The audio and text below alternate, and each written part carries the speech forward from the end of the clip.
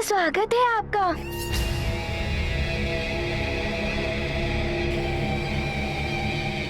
स्वागत करोगे तुम वाली का?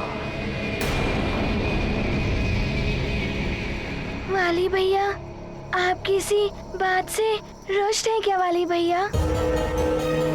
पहले आपने अपना क्रोध मुझ पर निकाला और फिर सुग्रीव भैया से कुपित होकर ये स्तंभ तोड़ दिया। क्या हो गया है आपको? क्या चाहते हैं आप वाली भैया? शक्ति और सामर्थ है मुझ में, आधिपत्यत्व चाहिए।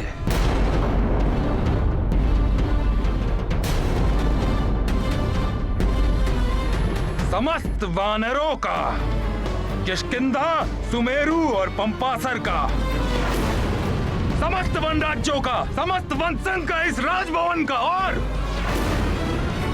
सुमेरु के राज सिंहासन का आधिपत्यत्व।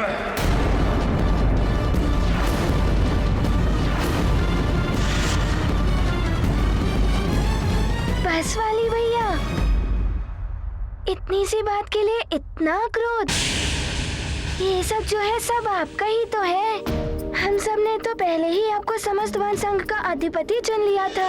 वाली भैया से अधिक बलवान और कोई है ही नहीं। जब वो अपनी तपस्या के पश्चात वरदान प्राप्त करके वापस लौटेंगे, उन्हें ही उपाधि मिलनी चाहिए। वो ही महानायक बनने के योग्य हैं। वाली भैया, मैं आपको भैया कहता ही नहीं, अपना बड़ा भैया मानता भी हूँ।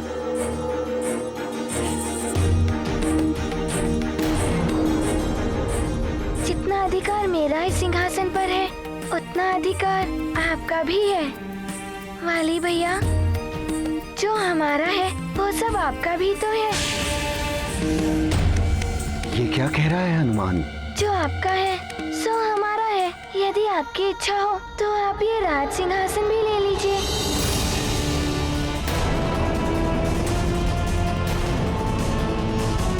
मैंने उचित कहा ना पिताश्री?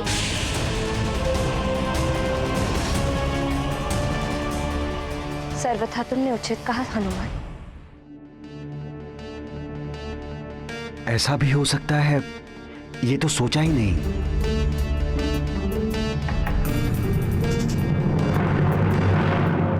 वाली भैया, ये राज सिंहासन ग्रहण कीजिए। अब ये राज सिंहासन आपका है। इतनी सरलता से सुमेरु का सिंहासन मुझे दिया जा रहा है, कहीं इसमें कोई छल तो नहीं?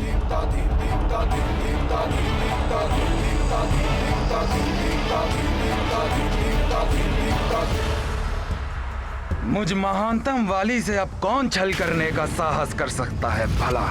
ये तो वाली के भय के कारण हो रहा है।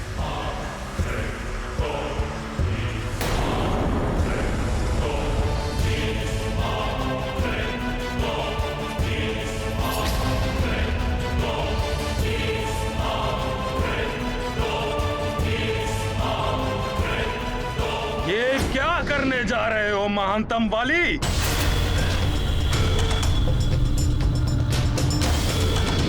महानतम वाली भिक्षा में दी हुई राज सिंहासन लेगा? सिंह स्वयं आखेट करता है, सियार जूठन खाते हैं। तुम सियार कब से बन गए महानतम वाली? धिक्कार है तुम्हारी वीरता पर, तुम्हारे बाहुबल पर। धिक्कार है तुम पर महानतम वाली। यार जूठन खाते हैं, यार भिक्षा, यार जूठन। धिक्कार है, धिक्कार है, धिक्कार, भिक्षा।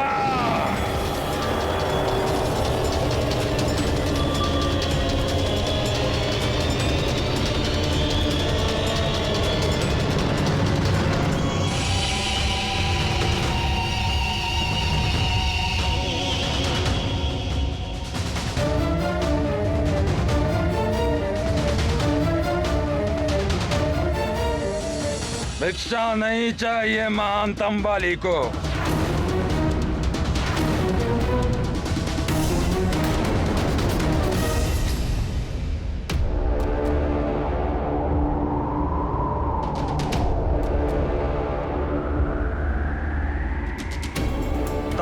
दान, दया और भिक्षा, ये सब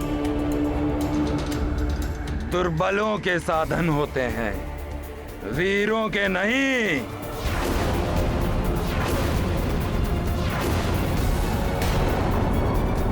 महानतम वाली को दान नहीं, तुम सबकी अधीनता चाहिए।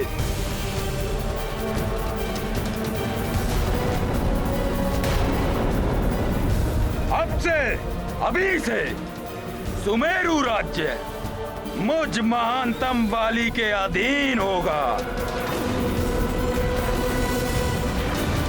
और जिसे भी यह अधीनता स्वीकार ना हो वो मुझसे युद्ध करने के लिए आमंत्रित है। वाली भैया, बस!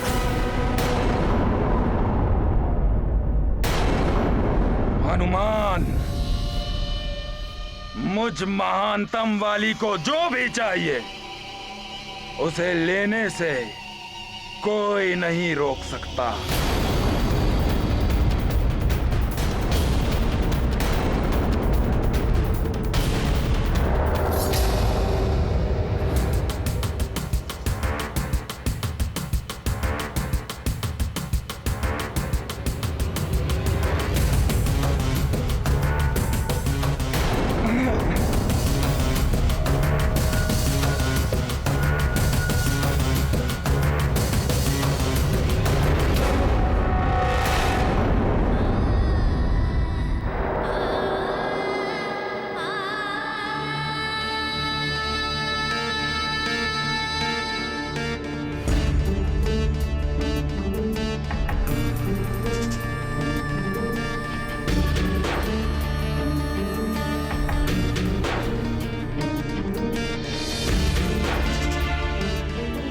पिताश्री, हनुमान से कोई भूल हो गई या फिर हनुमान ने कुछ अनुचित कह दिया जो वाली भैया रुष्ट होकर वापस चले गए।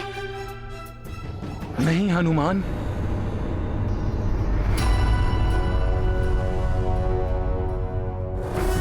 तुमसे कोई भूल नहीं हुई है हनुमान। वाली भैया ही मार्ग से भटक गए। राजकुमार सुग्रीव को महाराज वाली का कोई भय नहीं है। वाली भैया, मैं आपको भैया कहता ही नहीं, अपना बड़ा भैया मानता भी हूँ। जितना अधिकार मेरा इस सिंहासन पर है उतना अधिकार आपका भी है। जो हमारा है सो आपका भी है। यदि आपकी इच्छा हो तो आप ये राज सिंहासन भी ले लीजिए। मुझ महानतम वाली को भिक्षा देगा मरकट।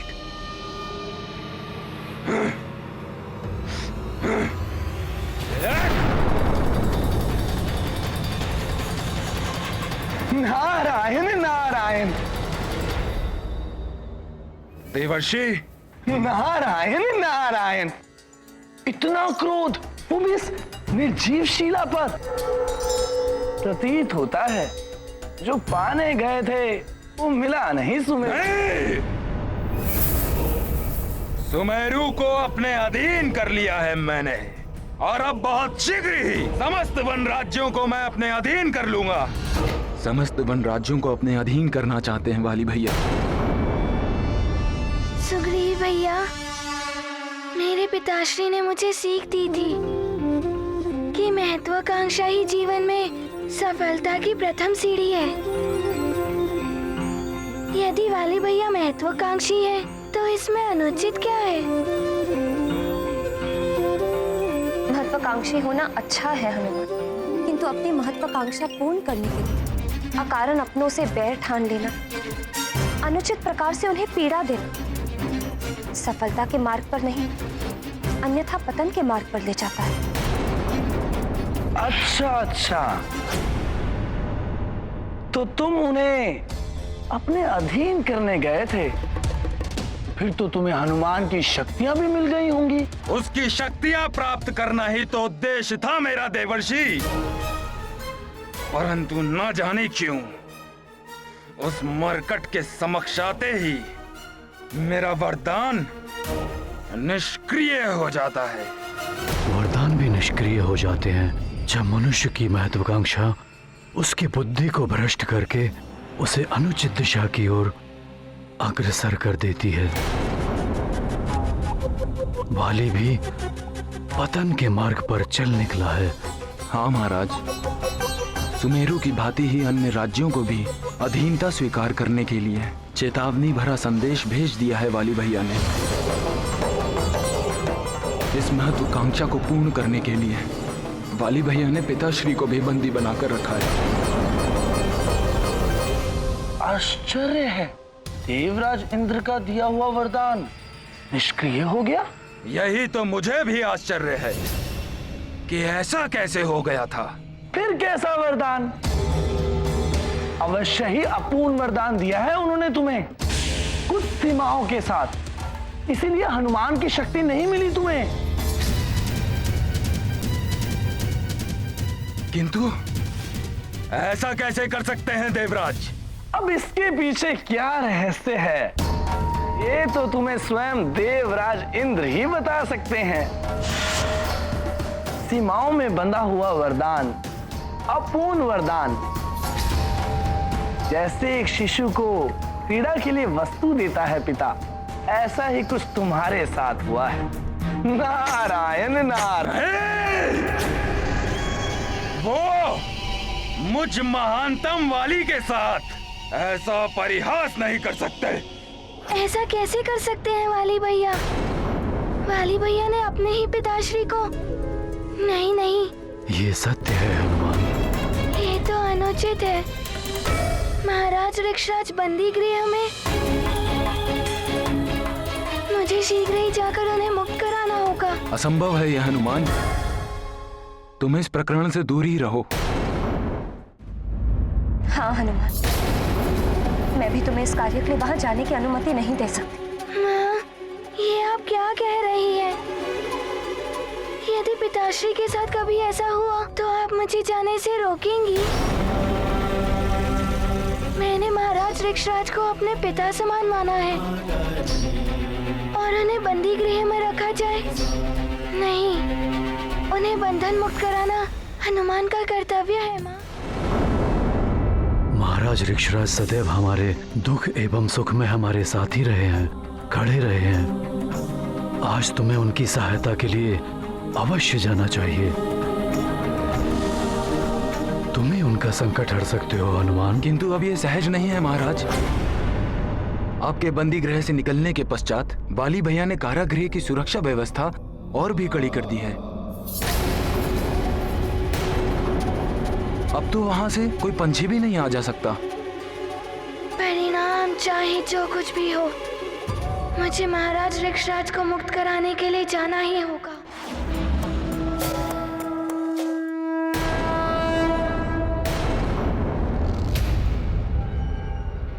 देवराज इंद्र,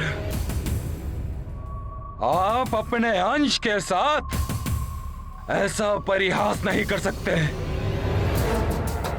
वर्षों तप किया है मैंने उस वरदान को प्राप्त करने के लिए, परंतु अब इसी समय जाकर मैं उनका आवाहन करूंगा और उन्हें आना ही होगा, अन्यथा वाली अपने प्राणों का त्याग कर देगा।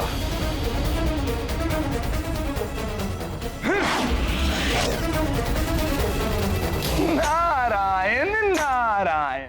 किंतु अब ये पुत्र अपने पिता तुल्य महाराज ऋक्षराज जी की मुक्ति कराकर ही रहेगा।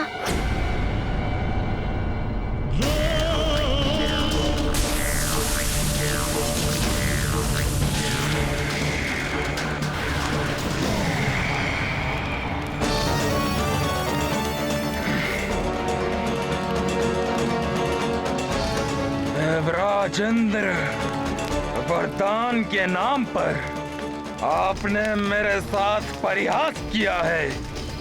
नहीं चाहिए मुझे ऐसा जीवन और ना ही ऐसा अपूर्ण वरदान। मैं स्वयं का नाश करने जा रहा हूं। या!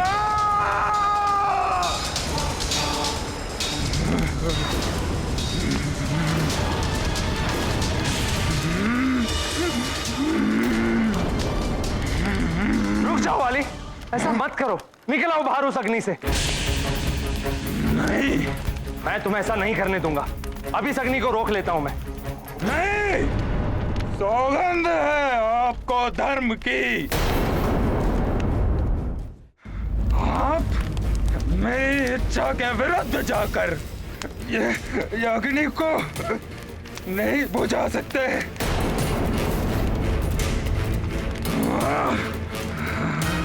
पुत्र ऐसा मत करो। क्यों ना करूं मैं ऐसा? आपकी कृपा से जन्म हुआ है मेरा। वर्षों तप किया है मैंने, और क्या प्राप्त हुआ मुझे उस तप से? एक आधा अपूर्ण सा वरदान। सबकी आदि शक्तियां मिल जाती हैं मुझे, परंतु उस हनुमान की आदि शक्तियां मुझे क्यों प्राप्त नहीं हुई? निरर्थक है ये वरदान। वाली, तुमने जो वरदान मांगा था मैंने वही वरदान दिया तुम। किंतु सीमित कर दिया आपने उसको। उस मरकट हनुमान की आदि शक्तियां मुझ में समाहित नहीं हुई। तुम्हें सामने वाले की शक्तियां तभी प्राप्त होगी जब वो शत्रुता के भाव से तुम्हारे सामने आएगा। यदि हनुमान के हृदय में तुम्हारे लिए शत्रुता का भाव होता तो तुम्हें उसकी शक्तियां अवश्य प्राप्त होती।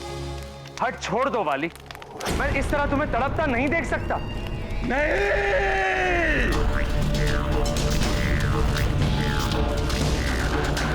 यदि तुम कहो तो मैं तुम्हें एक और वरदान दे सकता हूं।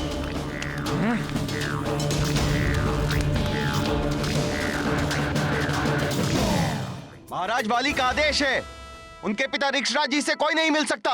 मैं उनसे मिलने नहीं, उन्हें बंदी गृह से मुक्त कराने आया हूँ। नहीं, ऐसा नहीं कर सकते तुम। नहीं, भीतर नहीं जाने देंगे हम तुम्हें।